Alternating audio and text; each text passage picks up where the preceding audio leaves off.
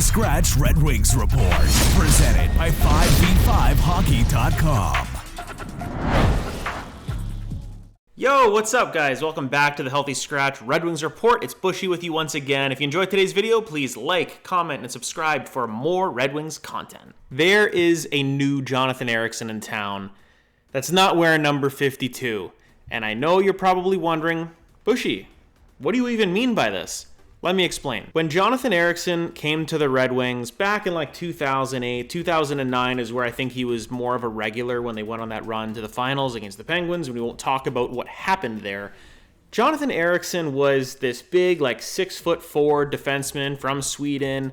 I don't know if he's really hyped up. He's a last overall pick in the NHL. The fact that he even made it is incredible, so we'll give him props for that. Over the course of his career, he slowly became my most hated Red Wing because he just couldn't get the job done the way that I thought he could. And I'll always go back to the theory that if you're a big fan of a team in any sport, there's always going to be one guy that just makes you want to choke them. There was a lot that we were dealing with in the last probably 6 or 7 years. It's kind of a take your pick. I didn't really have a very specific, player that I would always go after, but there was a bunch. I know after Ericsson, it was a little bit of Dan Cleary where I got some burnout.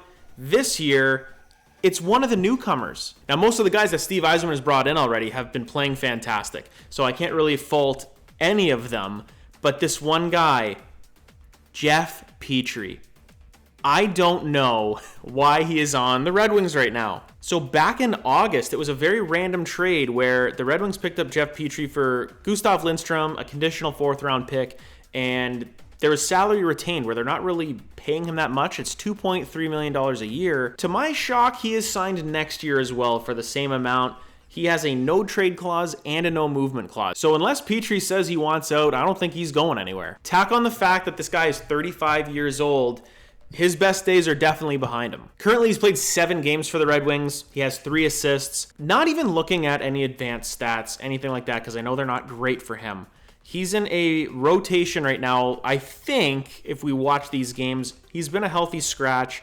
So has Justin Hall. So has Olli Mata. So there's been a little bit of a rotating door with those guys. Granted, no one's got hurt yet, which is a really, really good thing, is when you're healthy, the Red Wings are playing really, really well. Now, they've had 2 stinkers in the last week and a half, but back on the winning track, beating the Bruins. I was at the game. It was fantastic.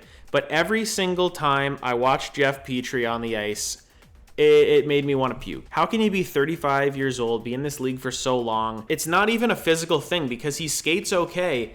It's just his decision-making with the puck is so horrific right now, and I know I'm not alone, and I know I'm piling in on this guy right now, but I know that there's going to be people in the comments that agree with me. For the ones that don't, I want to ask, what are you watching? Because there are very, very specific instances where you need to look and go, wow, that goal was directly Jeff Petrie's fault. Where there was a game a few weeks ago where he was on the ice, giveaway, coughs it up the wall, ices the puck. They lost the face-off. They get it back. He rims it around the boards again to the point in the back of the net. So it was like 4 or 5 absolute screw-ups by Petrie. Puts it in the back of our net. And it's been happening more and more and more. Now, it might be a little bit subtle, but just next time, I'm telling you, watch.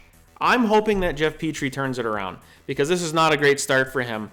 And if I have to hear one more time that his dad played for the Tigers, I'm going to snap. So the biggest complaints that I have about Jeff Petrie, number 1, the giveaways. We just went through that where he has time to make a play and just doesn't make the right decision. Number 2, I call it panic mode. It seems like when he gets it, it's like he thinks there's someone on him constantly all the time where now watching in the stands or watching on TV, it looks like, hey, you've got more time than you are. It's the NHL. You got to make a play quick.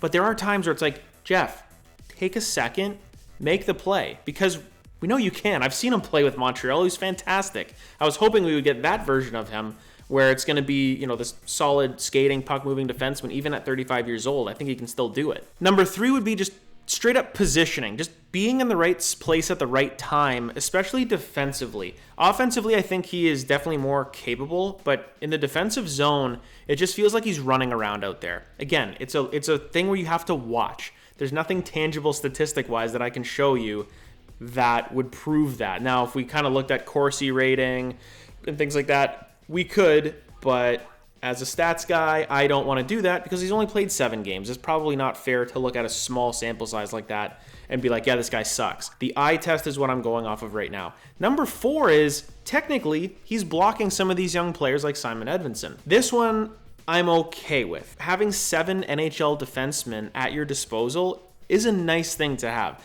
Now, if I had to rank all 7 of the Red Wings defensemen right now, Petrie would absolutely be at the bottom. This might be shocking, but I think Shane Gostisbehere right now is number 1. I would say, Mo Seider and Jake Wallman are 2-3, a split.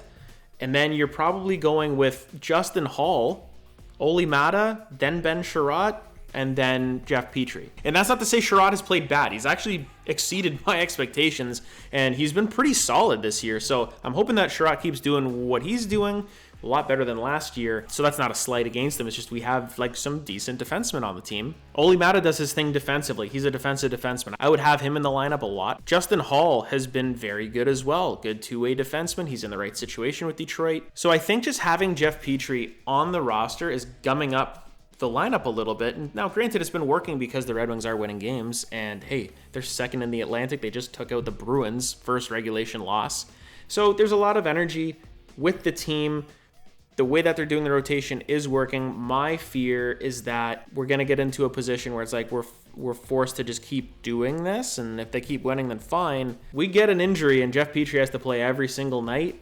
That might be a problem. So you guys tell me, am I overreacting? Am I right on the dot? Obviously, I'm a Red Wings fan.